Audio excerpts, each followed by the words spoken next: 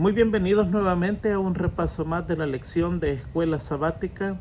En esta ocasión vamos a estar estudiando la lección número 6 que pertenece al segundo trimestre del año 2023. El título de esta lección es La hora de su juicio y el texto para esta semana lo encontramos en el libro de Romanos, el capítulo 13 y los versículos 11 y 12, donde leemos de la siguiente manera: y hagan esto conociendo el tiempo, que ya es hora de levantarnos del sueño, pues ahora nuestra salvación está más cerca que cuando creímos. La noche está muy avanzada, el día casi ha llegado. Desechemos las obras de las tinieblas y vistámonos las armas de luz. Muy bien, un saludo a cada uno de ustedes desde mi país natal, El Salvador. Como ya sabemos, les avisé las semanas pasadas, estamos en un viaje mitad misionero, mitad recreativo. Ya hicimos la primera parte de nuestro viaje misionero y fue de mucha bendición. Todo lo que uno hace, lo hace para honra y gloria de Dios, pero aparte de eso, a nosotros los humanos nos queda una complacencia, nos alimenta el alma saber que en poco o en mucho somos siervos de Dios, somos las manos de Jesús, los pies de Jesús, los ojos de Jesús y la boca de Jesús. Es algo tan hermoso que no hay nada en el mundo que pueda complacer eso al humano, que la gratificación que el cielo le entrega para cuando uno trabaja por la causa de Cristo. Así que un saludo para cada uno de ustedes, a los que están inscritos en el grupo Berea. Esta semana vamos a estar cerrando ya el grupo y vamos a comenzar nuestro estudio del espíritu de profecía, de citas clasificadas, las mejores citas para nuestro crecimiento espiritual. Si usted se quiere inscribir, por favor escríbame a el hermano Tony con Y al final @gmail.com. Déjeme su número de WhatsApp, su país, de a dónde le pertenece ese número y su nombre, por favor, y yo lo inscribiré, que esta es definitivamente ya la última semana. Tenemos muchos inscritos, pero todavía hay espacio para cerrar el grupo, así que esta es la última invitación para que usted pueda ser parte de este grupo. Muy bien, vamos a comenzar con esta profecía, la profecía de los 2300 días, que es una profecía que nosotros tendríamos que dominarla perfectamente. Esto tendríamos nosotros que sentarnos y hacer la matemática, hacer la ecuación, o alguien que le enseñe personalmente, porque se necesita un poquitito de enseñanza.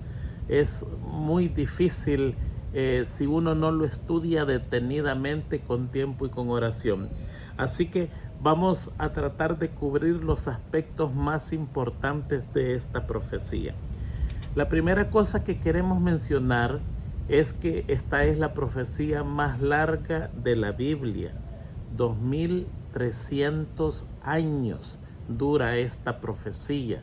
Es un largo periodo de tiempo, convirtiéndose de esta manera en la profecía más larga bíblicamente. Esta profecía comienza en el año 457 a.C. Como ya sabemos, no, en esos días no es que se contaba regresivamente, sino que en nuestra época moderna se hizo los cálculos desde el nacimiento de Jesucristo para adelante a nuestros días y también para atrás. Y allí fue que se le fue poniendo fechas regresivas. Entonces muchas veces escuchamos 400 años antes de Jesús, 500 años antes de Cristo, 100 años antes de Cristo, y es por los cálculos que ahora en nuestros tiempos modernos se hicieron acerca de los tiempos bíblicos. Esto ha sido un trabajo progresivo, ¿ve? Y se toma como base el nacimiento de Jesucristo. Ya de Jesucristo para acá los números comienzan de menor a mayor, el año 1, el año 27, el año 31, el año 100, 1000, 2000, hasta la fecha en que estamos. Pero esta profecía comienza 457 años de Cristo y termina exactamente el 22 de octubre de 1844. Si usted hace la ecuación matemática, si usted hace el cálculo, recuerde que no hay año cero, hay -1 antes de Cristo y 1 después de Cristo. No hay año cero.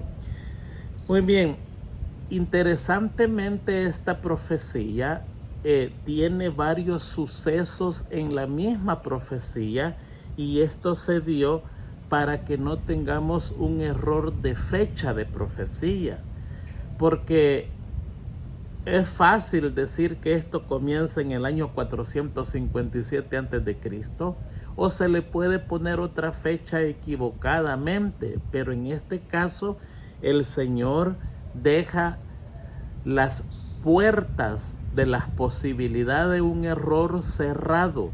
¿Por qué? Porque allí hay por lo menos 5 etapas en esta profecía que se tienen que cumplir con rigorismo, se tienen que cumplir con una fecha perfecta. Y comenzamos con el año 457 antes de Cristo. Ese es el principio de la profecía, que es bíblico.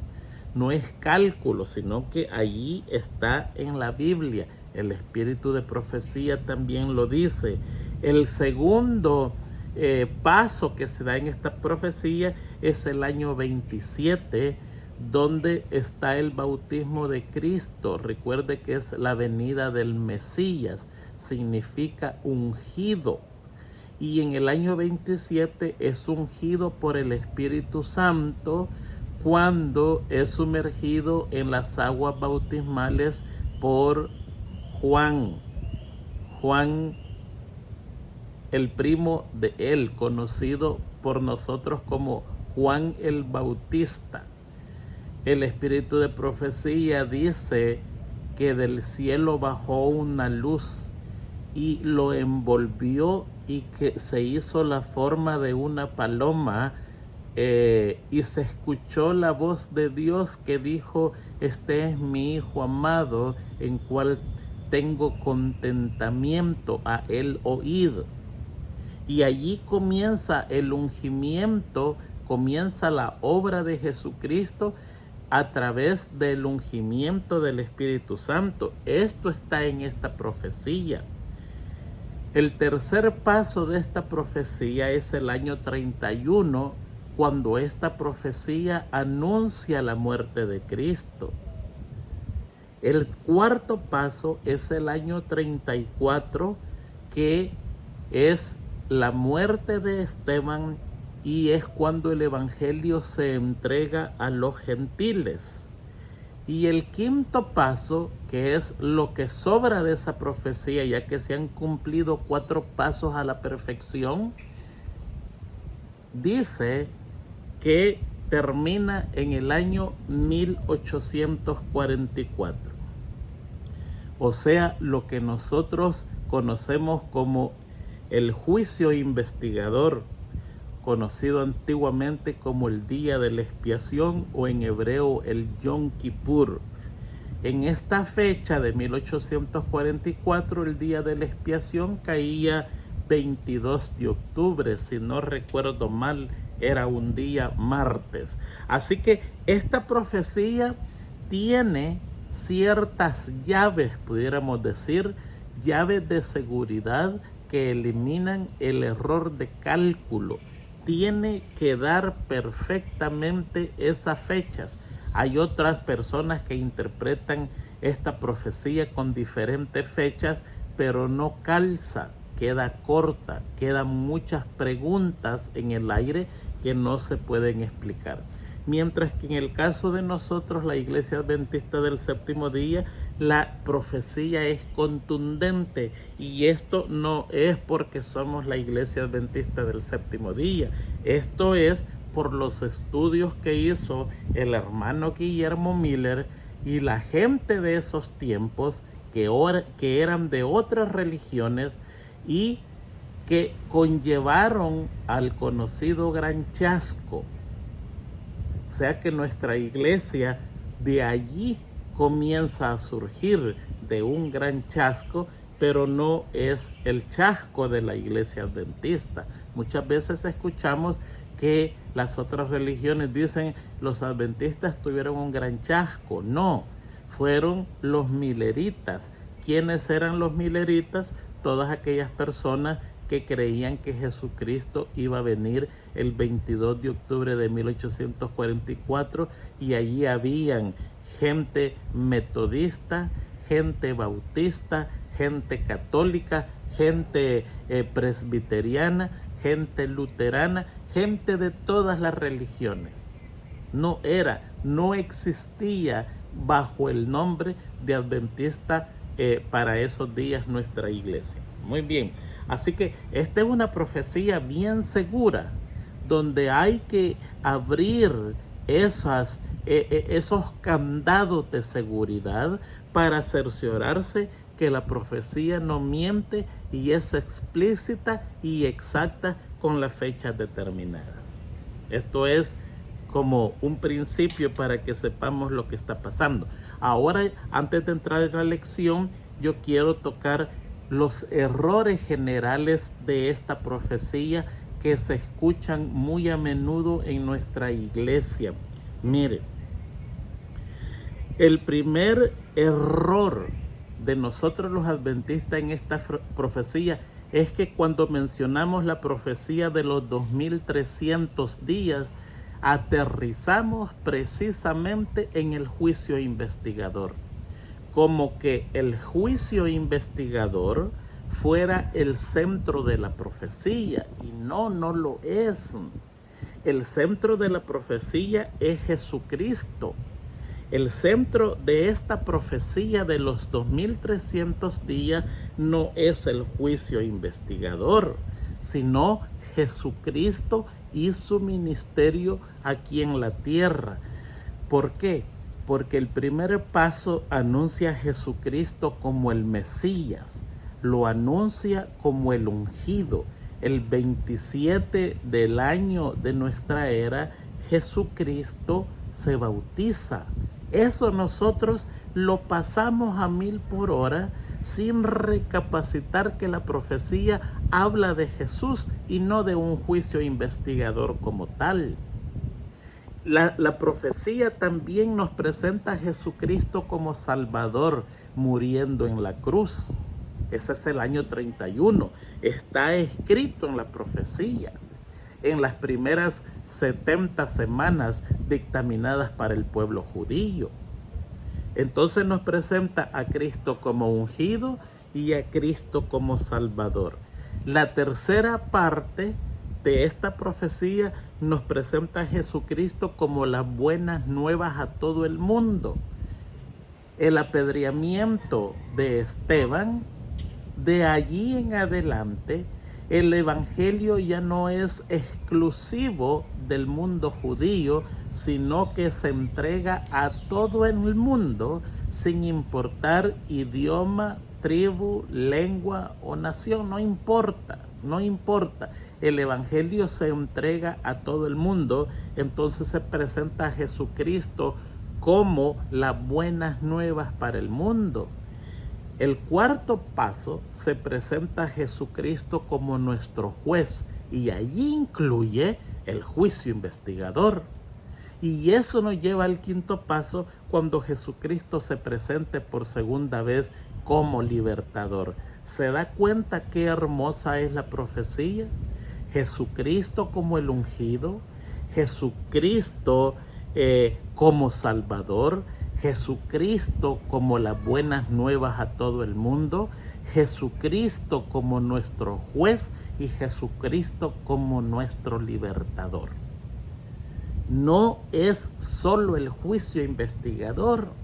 Nosotros los adventistas nos concentramos solo en el juicio investigador cuando la profecía no tiene su centro en el juicio investigador, sino que tiene su centro en Jesucristo y sus diferentes etapas en su ministerio de salvar a la humanidad.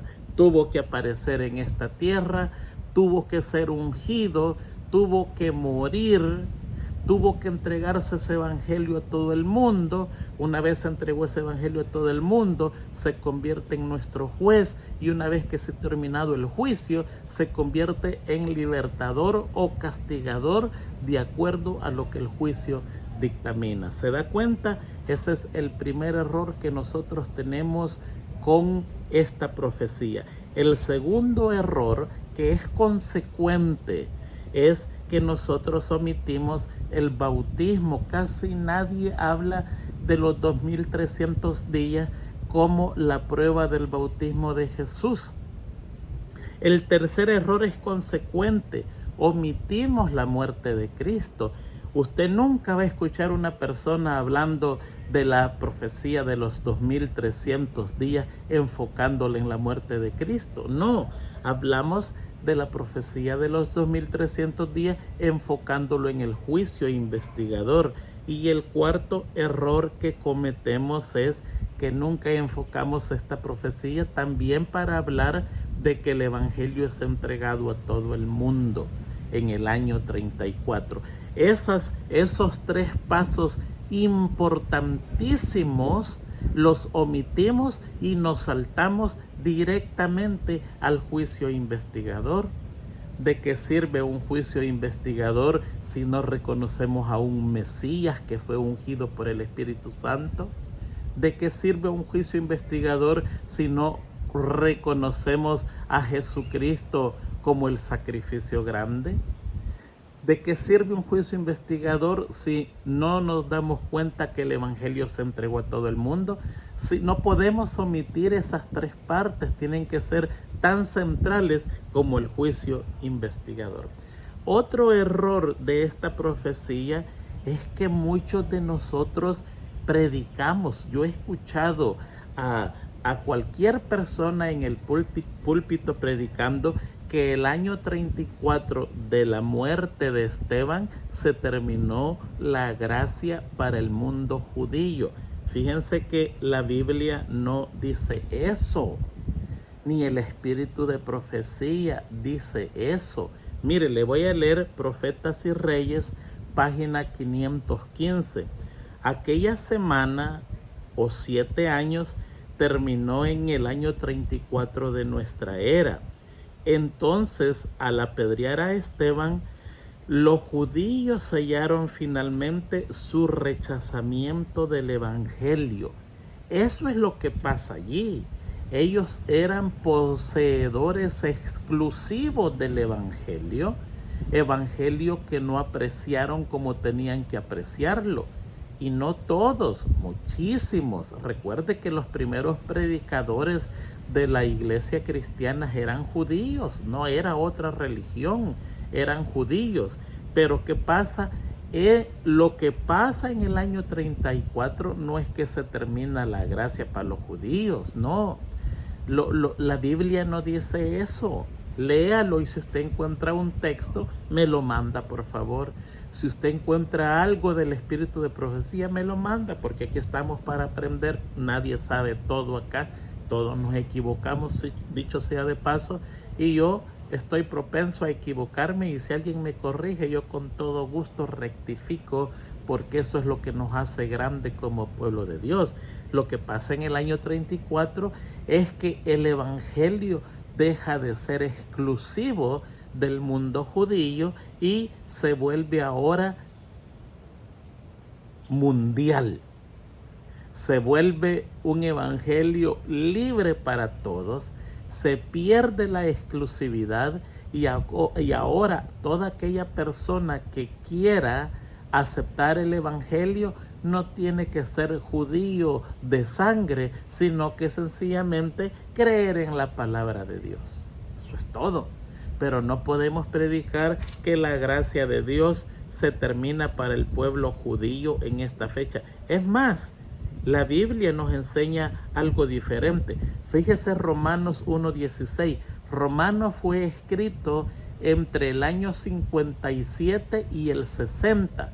Esteban fue muerto en el año 34. O sea que usted está hablando más de 20 años. 25 años más o menos cuando fue Romanos escrito por el apóstol Pablo, y él dice, porque no me avergüenzo del evangelio, en Romanos 1:16, porque no me avergüenzo del evangelio, pues es el poder de Dios para la salvación de todo el que cree, del judío primeramente y también del griego. Entonces no podemos decir que la gracia se ha terminado. Hechos 11:19. Ahora bien, los que habían sido esparcidos a causa de la persecución que sobrevino cuando la muerte de Esteban, llegaron hasta Fenicie, Chipre y Antioquía, no hablando la palabra a nadie, sino a los judíos. ¿Se da cuenta? Aún en este momento del apedreamiento de Esteban, el evangelio era solo para los judíos. ¿Qué es lo que pasa ahí? Se terminó la exclusividad, pero no se ha terminado la gracia. Romanos 15 del 8 al 9. Pues os digo que Cristo se hizo servidor de la circuncisión para demostrar la verdad de Dios, para confirmar las promesas dadas a los padres y para que los gentiles glorifiquen a Dios por su misericordia. Como está escrito, por tanto te confesaré entre los gentiles y a tu nombre cantaré. ¿Quiere otro versículo? Romanos 2:10. Pero gloria y honor y paz para todo el que hace lo bueno, al judío primeramente y también al griego. Hechos 18:4. Y discutían en la sinagoga todos los días de reposo y trataban de persuadir a judíos y a griegos. Entonces es triste cuando se escucha que la gracia para el mundo judío se terminó. No, lo que se terminó fue la exclusividad del evangelio. Ahora el evangelio es para medio mundo. Hechos 19:10. Y este es el texto. Puedo seguir leyendo 25 textos. Dice, esto continuó por 2 años, de manera que todos los que vivían en Asia oyeron la palabra del Señor, tanto judíos como griegos. Así que este es otro error que se comete con esta profecía en el año 34, cuando predicamos que la gracia se termina para el mundo judío. No, lo que se termina es la exclusividad del evangelio, y el evangelio ahora le pertenece al mundo entero, y al pertenecerle al mundo entero, las buenas nuevas de Jesucristo se dan, y ahora puede Dios Jesucristo enjuiciar al mundo entero, porque le pertenece la verdad sin fronteras. Es para todo el mundo, y al pertenecer la verdad tienen poder de decisión para bien o para mal, y por eso es que pasa un tiempo larguísimo desde el año 34 hasta 1844 para que continúe la siguiente etapa de comenzar el juicio investigador. Muy bien, ahora vamos a nosotros. Nosotros es que tenemos un problema serio, porque nosotros vivimos en el tiempo del fin y tenemos un conocimiento que nadie lo tiene. El libro Cada día con Dios, página 168. Mire lo que dice este texto. El pueblo de Dios de la actualidad tiene todos los privilegios y oportunidades de las generaciones pasadas y mucho más luz que le puede conferir más poder para la obra de Dios que el que han tenido las generaciones precedentes. Estas ventajas requieren que se produzcan los correspondientes dividendos. Nuestros esfuerzos para abrir el camino delante de los demás, debe estar en armonía con los tesoros celestiales que poseemos. Nosotros vivimos en el tiempo del fin y hay siglos y milenios de gente escribiendo para nosotros los que vivimos en el tiempo del fin, y no tenemos ninguna excusa para nuestra ignorancia. No hay. Y si tenemos ignorancia, quedamos con delito delante del cielo, porque nuestra ignorancia se basa en nuestra haraganería, pudiéramos decir en palabras claras, en el estudio de la palabra de Dios. Cuando deberíamos de estar estudiando la palabra de Dios, muchas veces lo gastamos haciendo otras cosas. Mire, aquí no se trata de que seamos desequilibrados o fanáticos. Aquí se trata de que no perdamos tiempos en cosas del mundo, sino que en la edificación espiritual, personal, para encontrarnos con Dios. ¿Cómo lo podemos hacer? Mire, solo hay un medio para poderlo hacer, y eso es pedir el poder del Espíritu Santo. Pedir el Espíritu Santo. ¿Quiere usted vencer ese pecado que tiene? ¿Queremos vencer ese vicio que tenemos, que heredamos en nuestra niñez, en nuestra juventud o en nuestra adultez, y que no lo podemos romper? ¿Queremos vencer esa mente mancillada? Solo hay una manera de vencerlo, y es a través del Espíritu Santo. No pida otra cosa sino el Espíritu Santo. No se ponga a pedir que el Señor le dé amor, porque posiblemente no es eso lo que necesita. Posiblemente el problema suyo es resentimiento.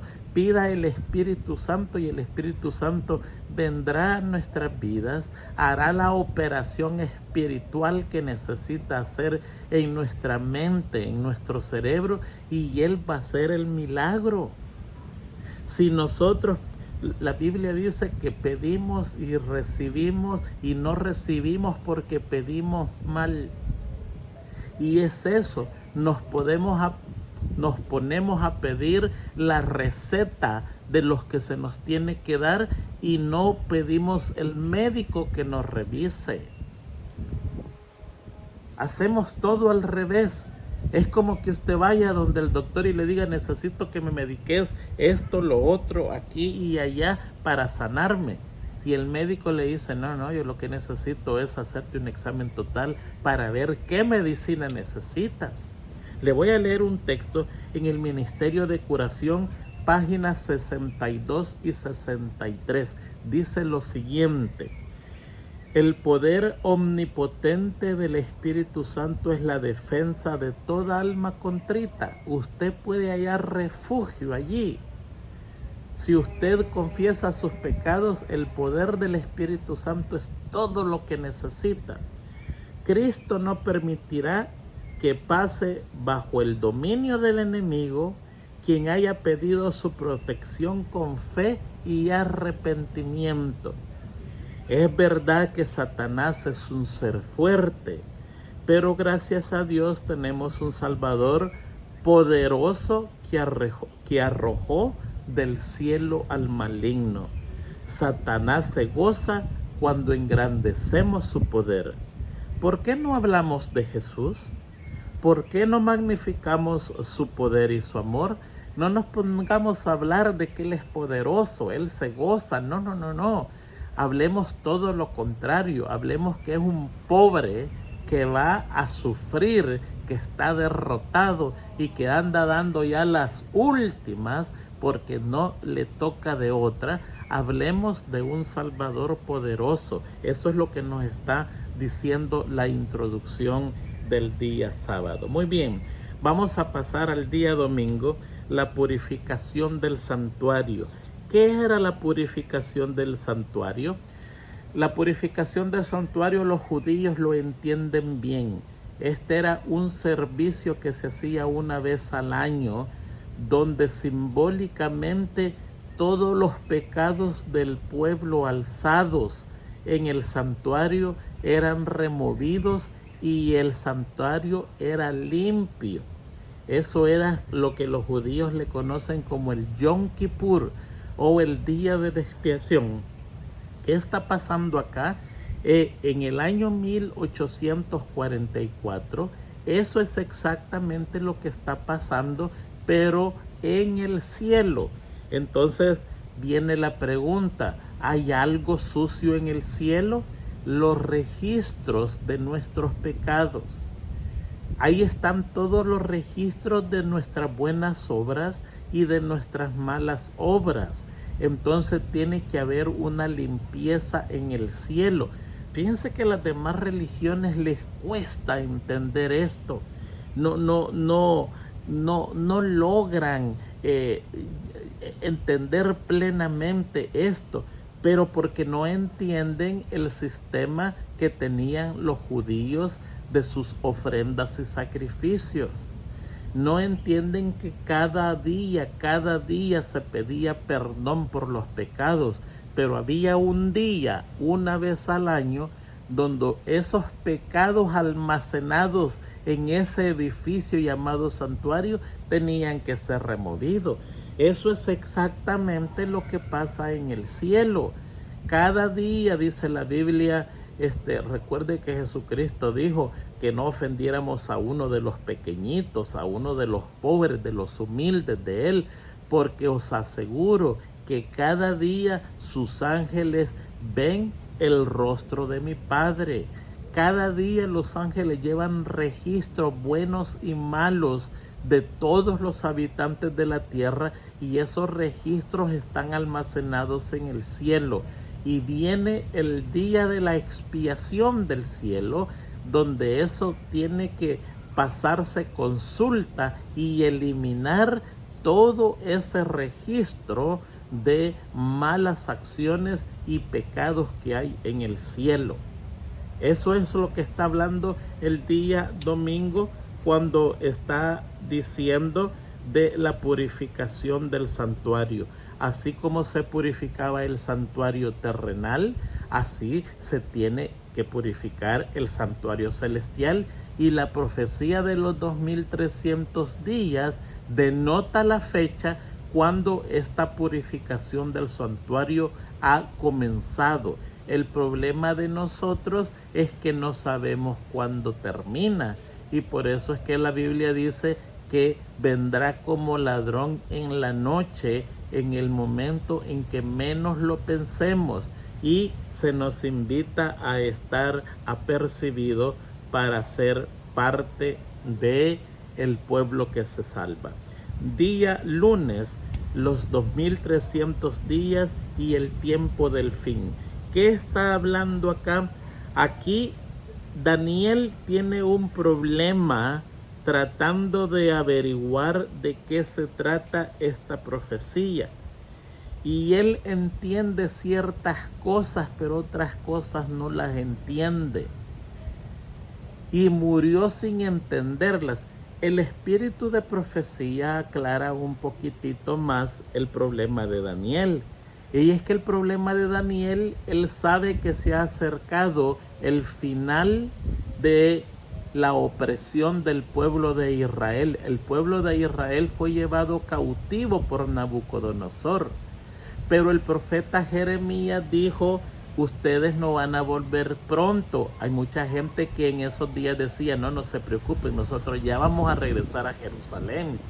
Y sale Jeremías diciendo, no, eso no es así, 70 años tienen que pasar para volver a Jerusalén. Y eso es lo que está estudiando Daniel. Pero a Daniel no se le da su respuesta, sino que se le da la profecía de los 2300 días. Y en su mente, él creía que el pueblo de Israel, en vez de estar ya para salir de esa esclavitud, pudiéramos decir, de ese exilio, le faltaban 2300 años todavía. Y esa era la angustia de Daniel de acuerdo al espíritu de profecía. Pero a Daniel se le dice, no te preocupes porque esta profecía es para los tiempos del fin. Entonces se le explica porque allí dice que en Daniel, haz que entienda la visión, se le dice al ángel, pero él logra entender una parte, pero la otra parte que él pregunta no la logra entender porque está sellada para nosotros los que vivimos en el tiempo del fin. Entonces, ¿por qué es eso? O porque la profecía se cumplió, o porque nosotros podemos ver para atrás y ver el cumplimiento perfecto de la profecía, suceso tras suceso y fecha tras fecha. Daniel no pudo. ¿Por qué? Porque estaba aproximadamente 500 años antes de que Jesucristo viniera. Nosotros no.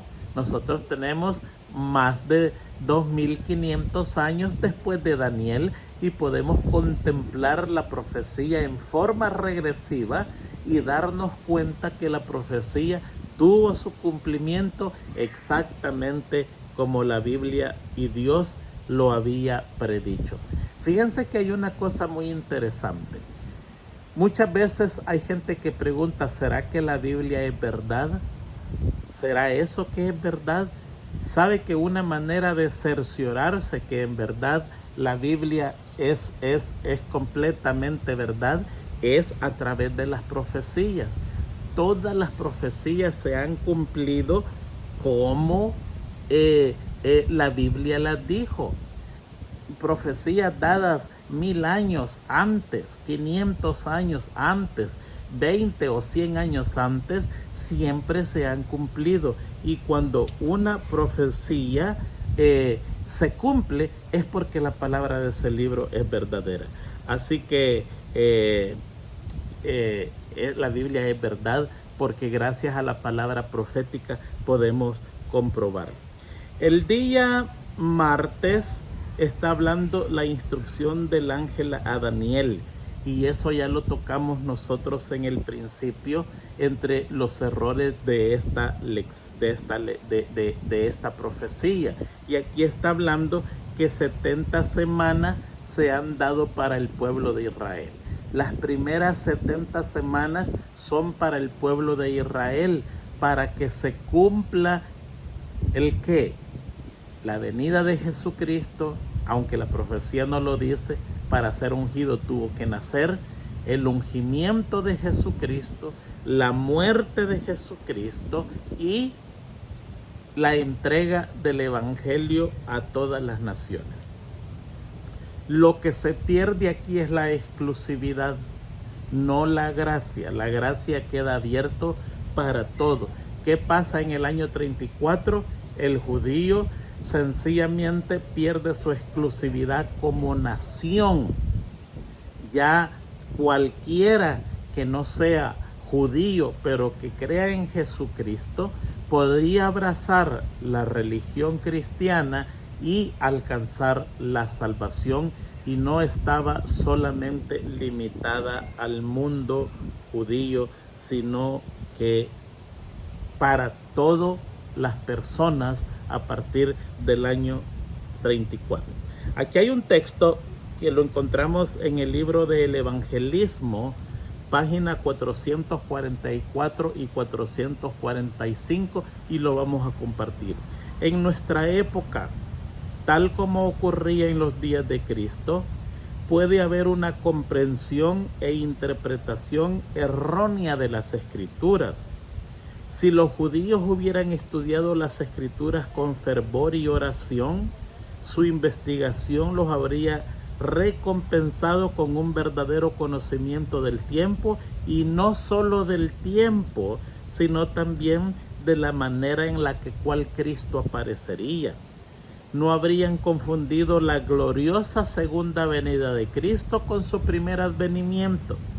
Tenían el testimonio de Daniel, tenían el testimonio de Isaías y de otros profetas, tenían la enseñanza de Moisés, y ahí estaba Cristo en medio de ellos, y ellos todavía investigaban la Escritura en busca de evidencias concernientes a su venida.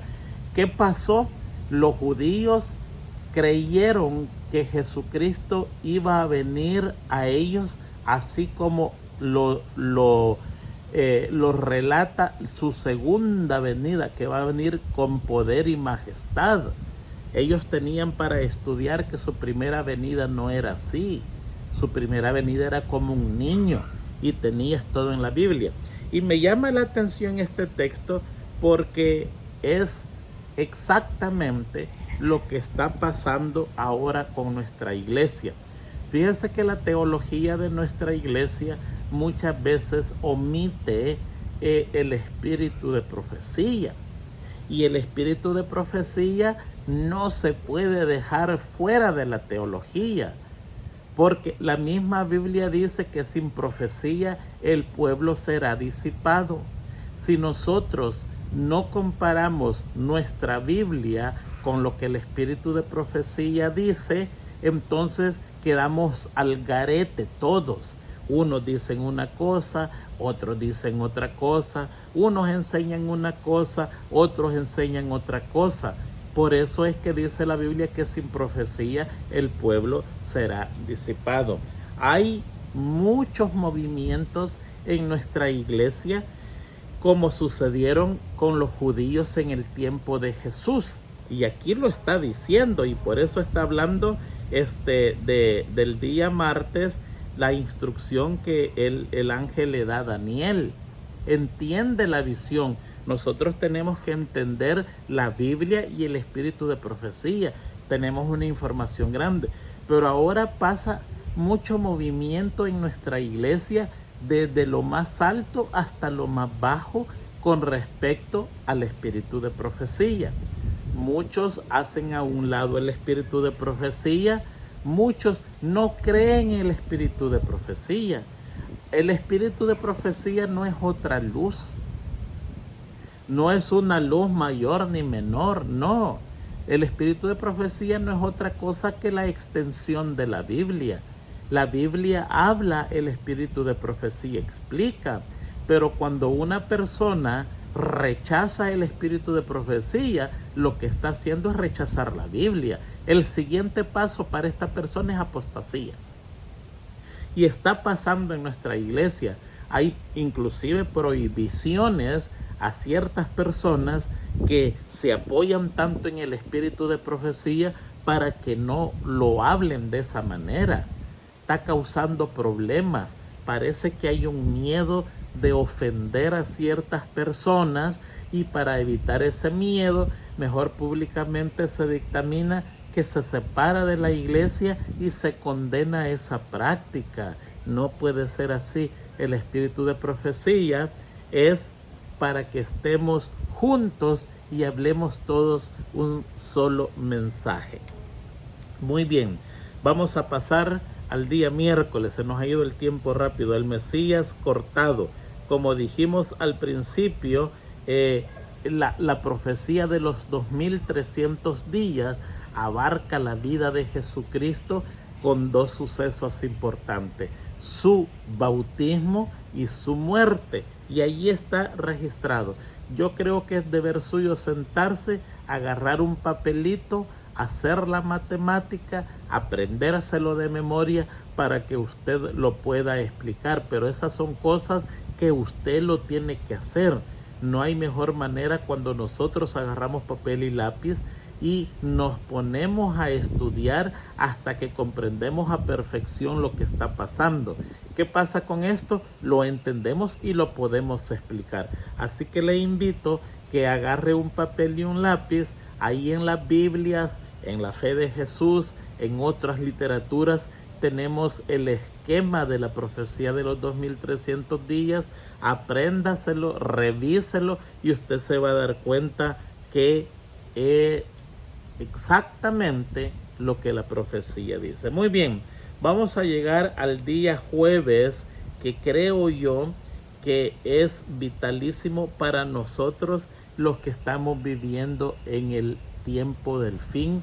Y el día jueves se titula el año 1844, que es cuando prácticamente se cumple la última parte de esta profecía, cuando Jesucristo se presenta al Padre para las bodas del Cordero, para tomar el reino, el poder y la gloria, y para el juicio que se está llevando en este momento en el cielo, que se llama el juicio investigador. Hay una parte del espíritu de profecía donde dice que el lugar donde está el Padre es el lugar santísimo, también como es el lugar santo. O sea, en el cielo no hay una división como había en el santuario aquí en la tierra, dividido por una cortina entre el lugar santo y el lugar santísimo. No, en el cielo el lugar santísimo es donde está el Padre, no está en su trono. Y ahí están, como estudiamos la semana pasada, los querubines, serafines y millares de ángeles. Y el lugar santo son sus alrededores de ese lugar.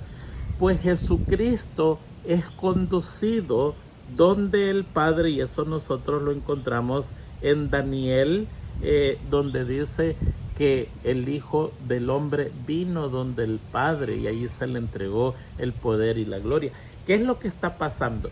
Este año 1844 es el año que nosotros le conocemos como el Gran Chasco.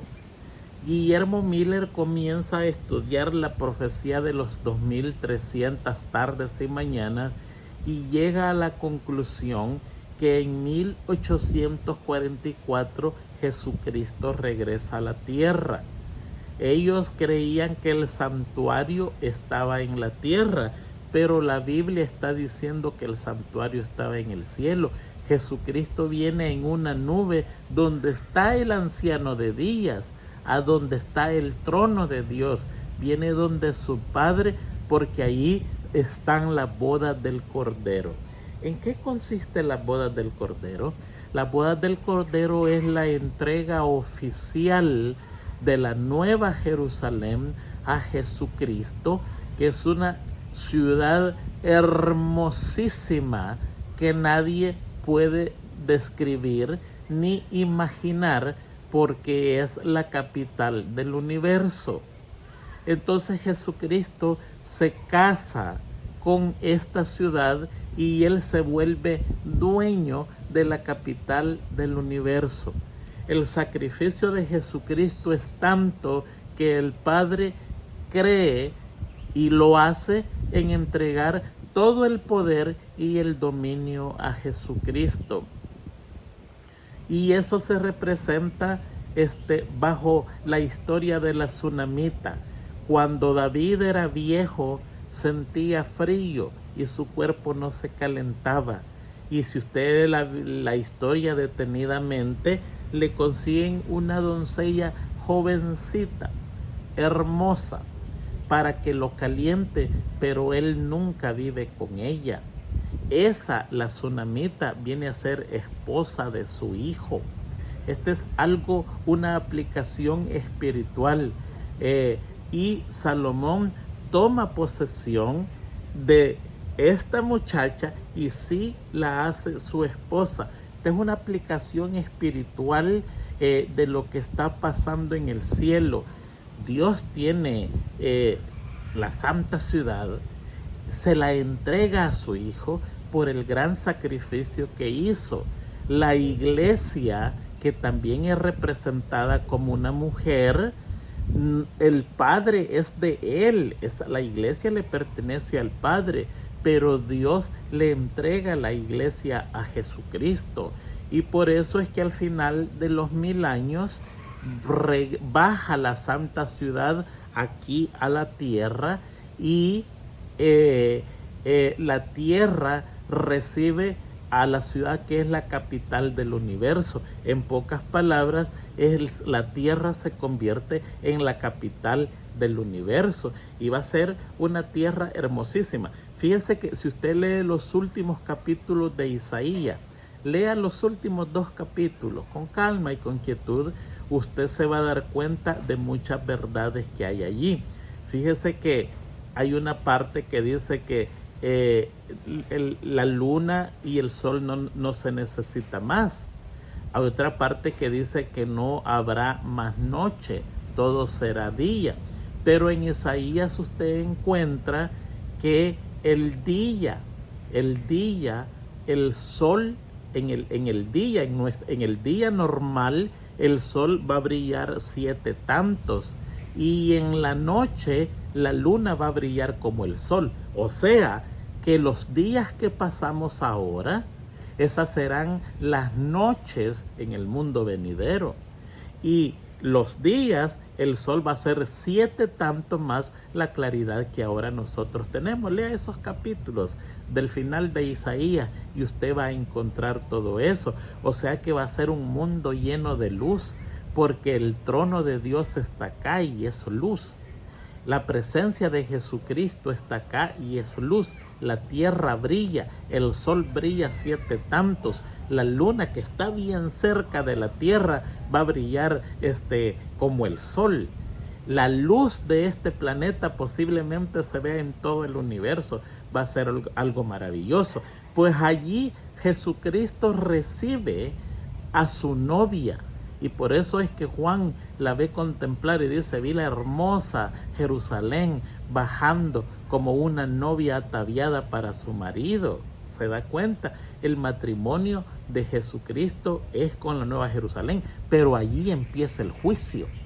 Y esa es la parte que a nosotros nos interesa estar pendientes de este juicio, porque en este momento usted y yo estamos siendo enjuiciados y no sabemos cuándo termina. Mire, esto es lo que yo personalmente entiendo después de haber leído un pedacito aquí, un pedacito allá, un pedacito por el otro lado del espíritu de profecía. Esto es lo que yo entiendo. Uno de mis propósitos es poner todos esos pedacitos juntos, pero es que los leí cuando yo no daba esta lección, los leía para mí mismo y decía yo: qué hermoso, y nunca tuve el cuidado de conservar las citas. Lo que yo entiendo que está pasando en el cielo por medio del espíritu de profecía es que todos los libros, el suyo y el mío, están abiertos. Todos los libros se abrieron.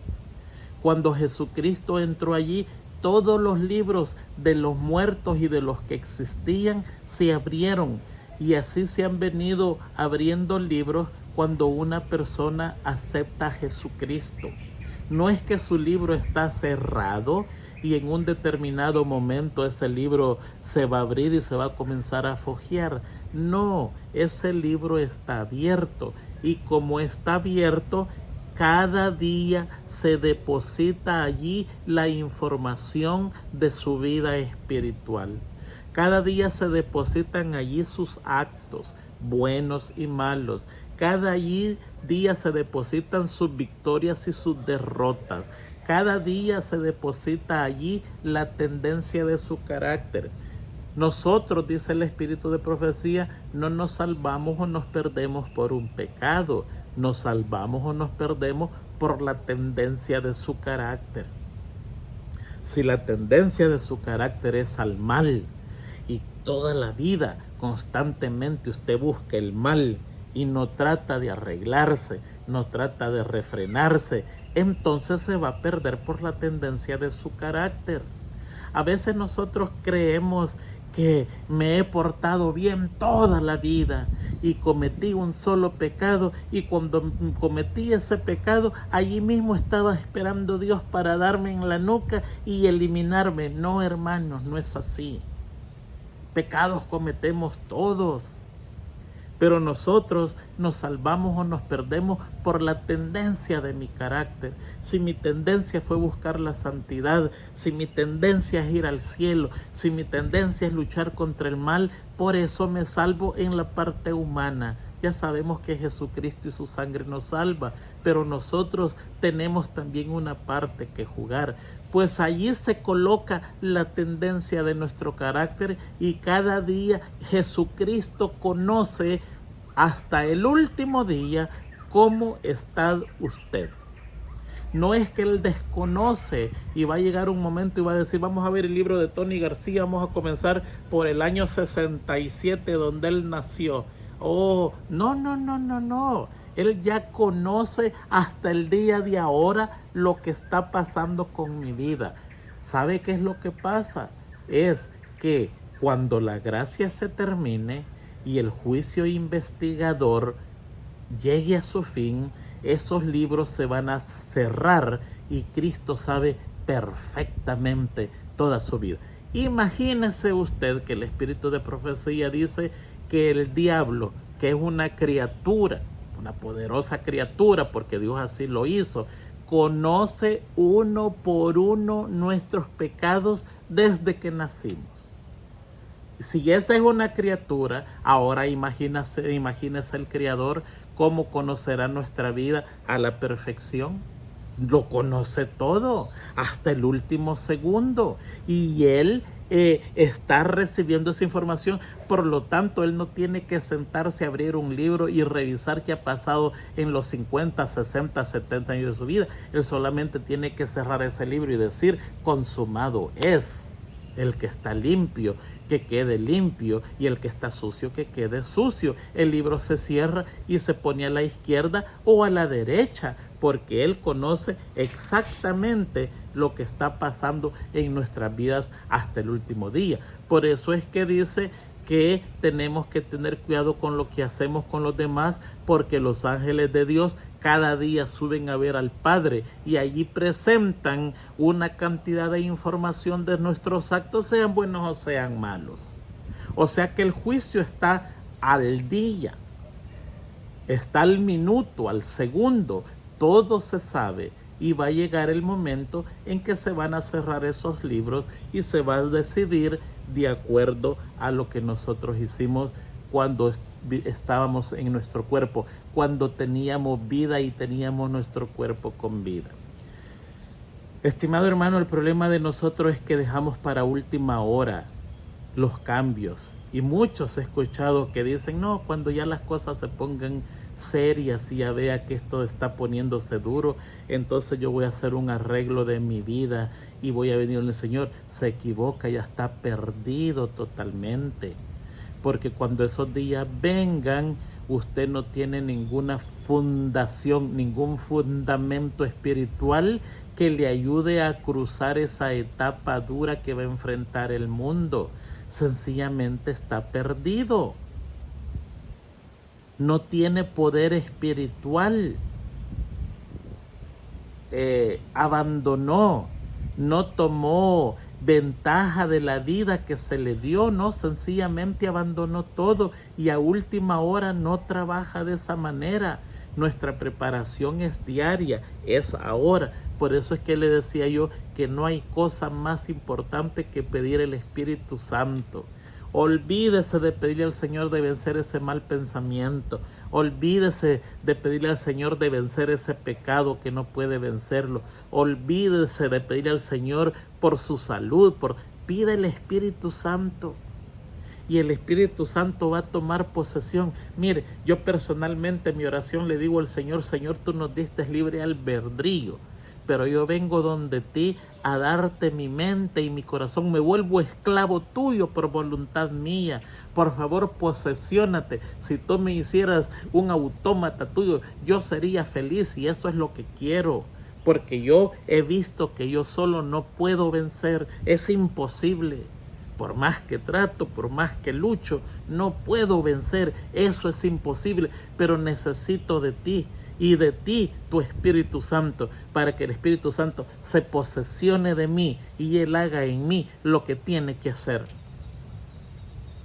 Él revisa en mí cuáles son mis defectos de carácter y le haga una cirugía espiritual y sane ese mal pensamiento, sane ese deseo mal, sane ese recuerdo malo, sane esa tendencia, sane ese vicio, sane la idolatría, la glotonería que nos afecta tanto, que me haga santo, yo mismo me entrego. Y eso es lo que necesitamos estar haciendo y eso es lo último que hacemos. El Espíritu Santo se nos va a ser entregado de la manera en que lo pidamos. Si usted lo pide poquito a poquito, se le va a entregar. Si usted lo pide muchísimo, muchísimo lo va a entregar. La otra cita dice que no hay otra cosa que Dios está dispuesto a dar más eficazmente a sus hijos que la presencia del Espíritu Santo. Y despreocúpese de pedir por su trabajo, por su pobreza, por sus aflicciones. Pida el Espíritu Santo, hermano, pruébelo. Pruébelo, por favor, pruébelo. Esta semana no pida otra cosa, sino que solamente el Espíritu Santo en su vida, y usted me va a contar lo que le va a pasar. Y arréglese, prepárese, amárrese bien la falda y los pantalones, porque le van a pasar cosas interesantes.